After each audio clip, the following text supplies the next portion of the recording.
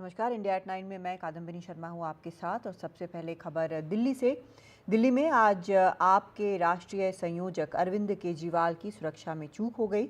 मालवीय नगर में पदयात्रा के दौरान अरविंद केजरीवाल पर पानी फेंक दिया गया, जिसके चलते आरोपी अशोक झा की वहां मौजूद लोगों ने जमकर पिटाई की। पुलिस भी आरोपी से पूछताछ में जुटी हुई है। पुलिस के मुताबिक आरोपी खानपुर डिपो में बस मार्शल के तौर पर तैनात है। वहीं दिल्ली की मुख्यमंत्री आतिशी ने कहा कि आरोपी अशोक झा बीजेपी का सदस्य है। उन्होंने अशोक झा का सदस्यता पत्र ट्वीट कर आरोप लगाए हैं।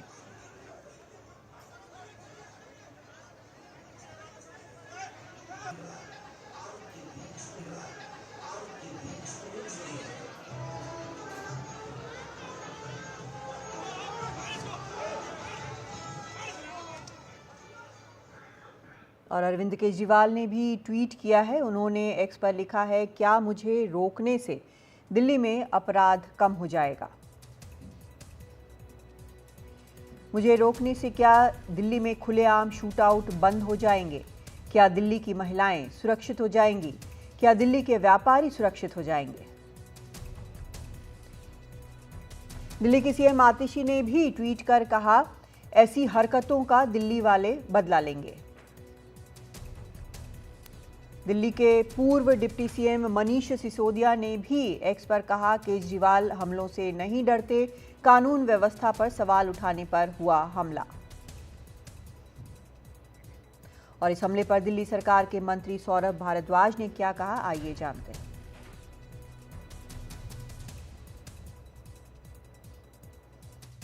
बहुत गंभीर बात है।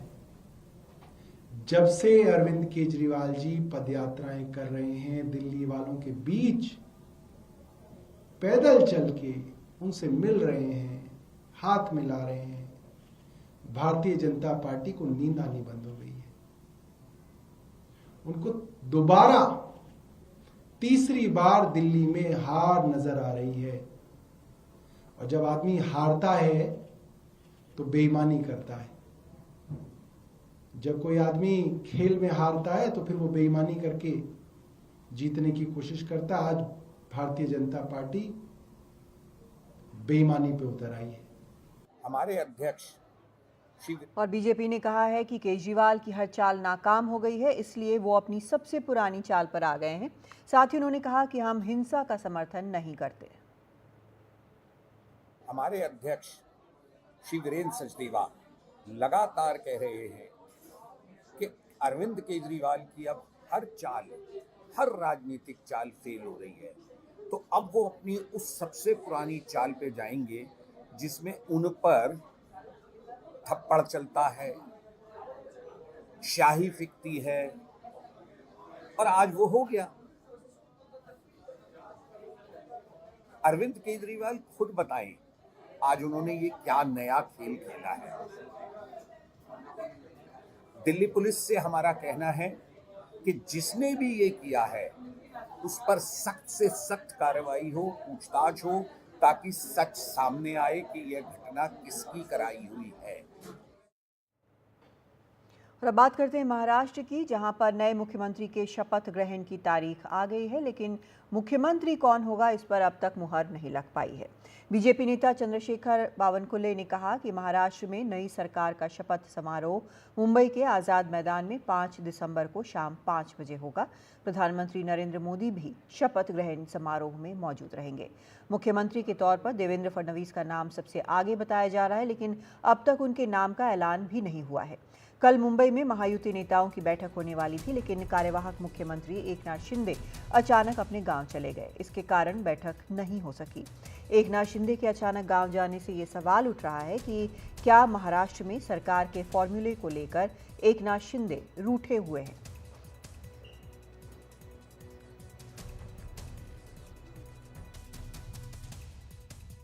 माननीय पंतप्रधान नरेंद्र मोदी जी के उपस्थिति में मुंबई के आजाद मैदान पर 5 दिसंबर 2024 को 5 बजे होगा। और जो महाराष्ट्र की जनता इस ऐतिहासिक शपथ ग्रहण समारोह का इंतजार कर रही थी, वो इंतजार अब खत्म हो गया है। मैं महाराष्ट्र की जनता को बहुत बहुत शुभकामनाएं देता हूं। शिवसेना शिंदे के नेता संजय शिरसाट ने कहा है कि एकनाथ शिंदे को विचार विमर्श के लिए कुछ वक्त चाहिए, इसलिए वो गांव गए हैं। कल शाम तक वो बड़ा फैसला ले सकते हैं। मेरी जानकारी के हिसाब से शिंदे साहब जब भी दरेगांव जाते हैं, एक तो उनके खेती का उनको शौक भी है, दूसरी बात है ऐसे वक्त जब राजनीति फैसले लेना होते हैं तो शिंदे साहब अकेले में अपना चिंतन मनन करके ही फैसला लेते हैं। अब मुझे लगता है कल शाम में जब वो आएंगे तो कुछ ना कुछ फैसला जरूर वो दिखाएंगे और हमको बताएंगे, और उस फैसले का इम्प्लीमेंट जिसको कहते हैं वो हम करेंगे। तो एक बड़ा सवाल है कि मुख्यमंत्री कौन होगा, क्योंकि किसी नाम का अब तक ऐलान नहीं हुआ है। अभी नाम भले ही देवेंद्र फडणवीस का आगे चल रहा हो, लेकिन ऐलान अभी कुछ भी नहीं हुआ है। 5 दिसंबर की तारीख का ऐलान ज़रूर कर दिया गया है। 5 दिसंबर को शाम 5 बजे आज़ाद मैदान, यानी दिन, वक्त, जगह सब कुछ का ऐलान हो चुका है। लेकिन जो मुख्य बात है कि मुख्यमंत्री कौन होगा, इस बात का अब तक ऐलान नहीं हुआ है। और एकनाथ शिंदे को लेकर भी सवाल उठ रहे हैं कि ऐसे वक्त में जब बैठकों का दौर चलेगा, विचार विमर्श होगा और बैठक होनी थी, अहम बैठक, उस वक्त वो अगर गांव गए हैं तो इसका क्या मतलब है। और उनके सहयोगी ये बता रहे हैं कि वो विचार विमर्श के लिए उनको वक्त चाहिए था, इसलिए वो गांव गए हैं और कोई बड़ा फैसला हो सकता है। तो क्या बड़ा फैसला हो सकता है, इस पर भी काफ़ी चर्चा हो रही है। फिलहाल अभी सबसे बड़ी चीज़ यही निकल कर आई है कि 5 दिसंबर को वहाँ पर महाराष्ट्र में शपथ ग्रहण समारोह नई सरकार का हो जाएगा। सुजाता द्विवेदी हमारी सहयोगी इस वक्त हमारे साथ जुड़ रही हैं। सुजाता, नाम का ऐलान नहीं हुआ है, लेकिन दिन का ऐलान, जगह का ऐलान, वक्त का ऐलान ज़रूर हो गया है कि शपथ ग्रहण मुख्यमंत्री का होगा। दूसरी तरफ एकनाथ शिंदे के सहयोगी कह रहे हैं कि वो कुछ बड़ा फैसला ले सकते हैं। चल क्या रहा है? बिल्कुल, देखिए इस समय अगर देखा जाए तो चंद्रशेखर बावनकुळे जो बीजेपी महाराष्ट्र के प्रदेश अध्यक्ष हैं, उन्होंने ट्वीट कर ये जानकारी दी है कि 5 बजे 5 तारीख को आजाद मैदान में शपथ ग्रहण समारोह होने वाला है और महायुति की सरकार स्थापित होने वाली है, जिसमें प्रधानमंत्री नरेंद्र मोदी खुद शरीक होंगे।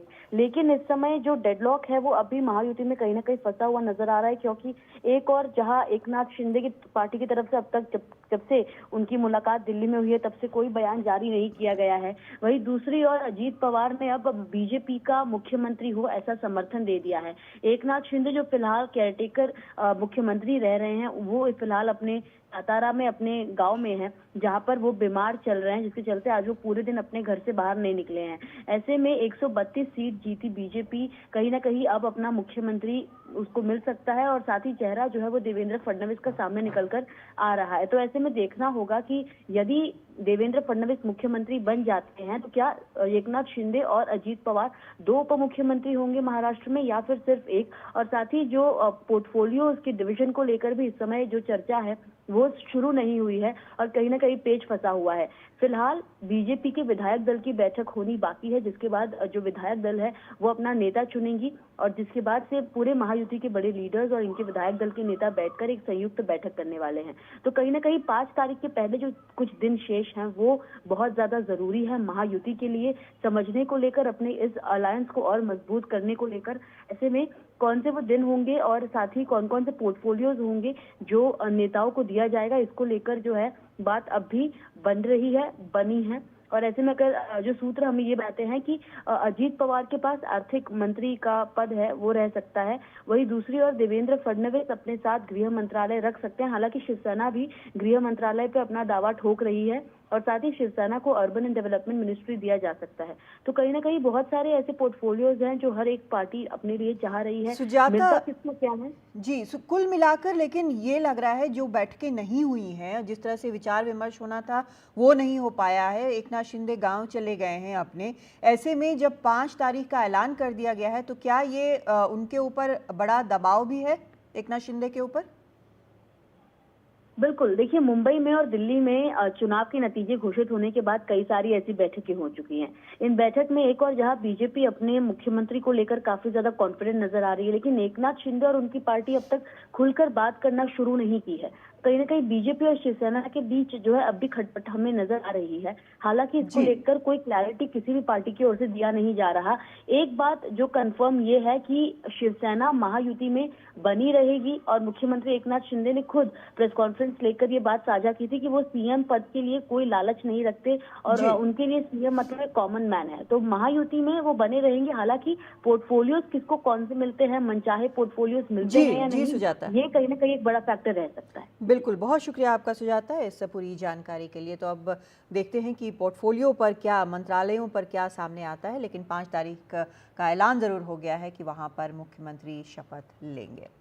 और रुख करते हैं अगली खबर का। यूपी के संभल में हिंसा का दौर भले ही थम गया हो, लेकिन राजनीति नहीं थम रही। समाजवादी पार्टी के प्रतिनिधिमंडल को संभल जाने से रोक दिया गया।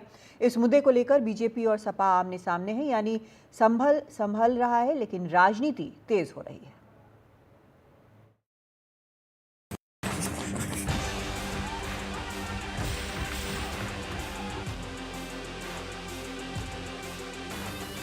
यूपी के संभल में हुई हिंसा को 1 हफ्ते हो गए। संभल में तनाव देखा जा रहा है, लेकिन हिंसा का दौर थम गया है। सर्वे और उसके बाद हुई हिंसा के बाद संभल तो शांत है, लेकिन राजनीति गर्म हो गई है। शनिवार को सपा का प्रतिनिधिमंडल हिंसा प्रभावित संभल जाना चाहता था, लेकिन पुलिस ने उसे रोक दिया। जी हां, पुलिस ने रोक दिया।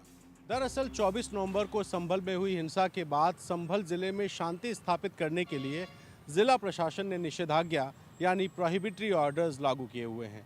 ऐसे में कोई भी व्यक्ति संभल में प्रवेश नहीं कर सकता। डर है कि राजनीति के चक्कर में कहीं जिले का माहौल खराब ना हो जाए। इसी वजह से समाजवादी पार्टी के प्रतिनिधिमंडल में माता प्रसाद पांडे समेत सभी 15 नेताओं को वहां रोक दिया गया जहां वो मौजूद थे। ये प्रतिनिधिमंडल यूपी विधानसभा में नेता प्रतिपक्ष माता प्रसाद पांडे के नेतृत्व में जाना चाहता था, लेकिन माता प्रसाद पांडे समेत सभी नेताओं को घर से निकलने नहीं दिया गया। आप संभल जाने वाले हैं, भारी पुलिसकर्मी लगे हुए, कब से हैं? कर्मी लगी है। पुलिसकर्मी तो देखिए गैर कानूनी ढंग से लगाया गया, यहाँ रोकने का इन्हें कोई अधिकार नहीं। सपा ने 15 नेताओं का प्रतिनिधिमंडल बनाकर उन्हें संभल जाने को कहा था। 3 दिन पहले डीजीपी के कहने पर नेताओं का दौरा रद्द कर दिया गया। 3 दिन की मियाद पूरी होने के बाद फिर जब नेताओं की कोशिश शुरू हुई तो उन्हें रास्ते में ही रोक दिया गया। आप देख ही रहे हैं, सब आपके सामने है। कोई जवाब दें, क्यों रोक रहे हैं, क्या मतलब बनता है हमें जाने से? हम वहाँ पे अपने लोगों के दुख दर्द में शरीक होना चाहते हैं। हम सही रिपोर्ट लेना चाहते हैं कि जो लोग इसके अंदर इन्वॉल्व हैं, जिन्होंने वहाँ पर माहौल को ख़राब करा है, जो पुलिस प्रशासन के अधिकारी इसके जिम्मेदार हैं, उसकी एक पूरी रिपोर्ट बना करके माननीय राष्ट्रीय अध्यक्ष अखिलेश यादव जी को सौंपना चाहते हैं, जिससे कि आगे की हम कार्रवाई कर सकें। जी पर रोकथाम लगी हुई है, तो आगे की क्या स्टेटस रहेगा आपका? देखिए, जैसे ही इजाज़त मिलेगी हम लोग पहुंचेंगे वहां अपने लोगों के बीच और उनकी हर संभव मदद करने की कोशिश करेंगे। लगातार हम संसद में भी प्रयास कर रहे हैं आवाज़ उठाने का, लेकिन स्थगित की जा रही है संसद। तो अगले हफ्ते हमें उम्मीद है कि संभल के विषय पे चर्चा होगी। सभी जगह पे पुलिस हाउस अरेस्ट या कहीं कहीं रोक रही है और थानों में बिठा रही है। तो हमारे राष्ट्रीय अध्यक्ष जी ने प्रदेश अध्यक्ष जी के ज़रिए से ये बात कही है कि आज का ये जो जाना है इसको स्थगित कर दें, और जो डेलीगेशन है जाएगा ज़रूर। वो तारीख वो फिर तय करेंगे, वो 2 दिन बाद हो, 1 दिन बाद हो, 4 दिन बाद हो, बहरहाल वो डेलीगेशन जाएगा ज़रूर, लेकिन आज का प्रोग्राम स्थगित कर दिया गया है। संभल के विवाद पर बीजेपी और सपा दोनों एक दूसरे पर साजिश का आरोप लगा रहे हैं। दोनों का आरोप है कि उपचुनाव के नतीजों की वजह से संभल में विवाद कराया गया। संभल जाना चाहता था आपकी पार्टी का प्रतिनिधिमंडल, हर जगह पुलिस लगाकर रोका। हालांकि संभल में सुप्रीम कोर्ट ने भी कुछ ऑब्जर्वेशन किया है, और ये सरकार का कराया हुआ, सब कुछ सरकार का कराया हुआ है।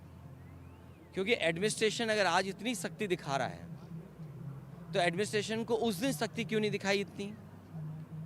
आपने पहली बार सर्वे करवाया, वहाँ कोई ऐसा व्यक्ति नहीं जो आपके सर्वे के साथ और सर्वे का सहयोग ना किया हो। जैसा आप सर्वे चाहते थे वैसा सर्वे हुआ, सबने सहयोग किया। दूसरे बार फिर आप सर्वे करने गए, और सुनने में तो ये आ रहा है जो वीडियोस वायरल हो रहे हैं अलग अलग चैनल अलग अलग सुविधा के हिसाब से उन वीडियोस को दिखाते हैं, नहीं दिखाते हैं। आप ये बताइए कौन से सर्वेयर गए थे जो नारे लगाते गए थे? क्या वो बीजेपी के कार्यकर्ता नहीं थे? क्या बीजेपी के लोग नहीं थे? समाजवादी पार्टी का मानना है कि जब तक यही एडमिनिस्ट्रेशन रहेगा, न्याय नहीं मिलेगा, सच्चाई सामने नहीं आएगी। उपचुनाव में समाजवादी पार्टी की जो करारी पराजय हुई है, जो उनको जख्म लगा है, वह जख्म वो भुला नहीं पा रहे हैं। प्रतिनिधि मंडल समाजवादी पार्टी के माध्यम से भेजना यह एक नौटंकी है, वोट बैंक साधने की राजनीति है। समाजवादी पार्टी का सुपड़ा साफ होता जा रहा है, उनका वोट बैंक खिसक गया है। मैं श्री अखिलेश यादव जी और उनकी पार्टी के जो बच्चे खुचे सांसद विधायक हैं, कहूँगा अपनी पार्टी संभालो। इससे पहले संभल में जिला प्रशासन ने यह साफ कर दिया था कि माहौल खराब करने की इजाजत किसी को नहीं दी जा सकती। फिलहाल संभल में कुछ तनाव जरूर है, लेकिन स्थिति नियंत्रण में है। लेकिन संभल का विवाद अब एक राजनीतिक विवाद बन चुका है। ऐसे में देखना होगा कि संभल जिले में पूरी तरीके से शांति कब लौटती है और कब ये राजनीतिक विवाद सुलझता है। लखनऊ से कैमरा पर्सन वीरेंद्र सैनी और अपने वरिष्ठ सहयोगी पंकज झा के साथ रणवीर, एनडीटीवी इंडिया। जयपुर में India gem and jewellery awards के 51वें संस्करण को अदानी ग्रुप के चेयरमैन गौतम अदानी ने संबोधित किया। इस दौरान उन्होंने अमेरिका में लगे कथित आरोपों पर पहली बार बात की और आरोपों को खारिज कर दिया। गौतम अदानी ने कहा, अदानी ग्रुप से किसी पर भी आरोप नहीं लगे, हर हमला हमें और मजबूत बनाता है।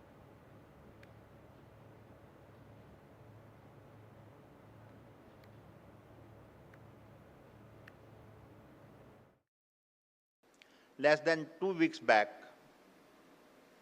we faced a set of allegations from the US about compliance practices at Adani Green Energy. This is not the first time we have faced such challenges. What I can tell you is that every attack makes us stronger.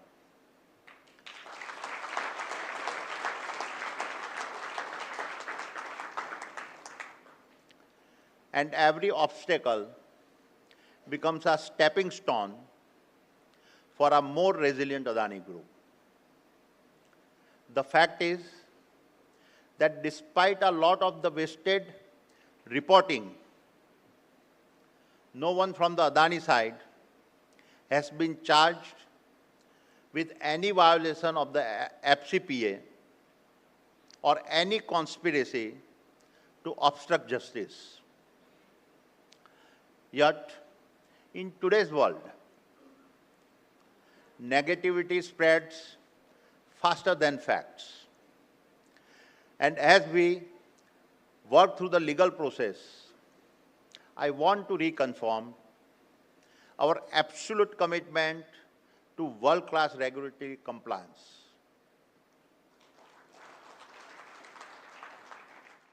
January last year, just as we were getting ready to launch our follow-on public offering, we faced a short-selling attack initiated from abroad. This was not a typical financial strike. It was a double hit targeting our financial stability and pulling us into a political controversy. All of this was further amplified by certain media with a vested interest. But even in the face of such adversity, our commitment to our principles remains strong. After successfully raising 20,000 crore rupees from India's largest ever FPO, we made the extraordinary decisions to return the proceeds.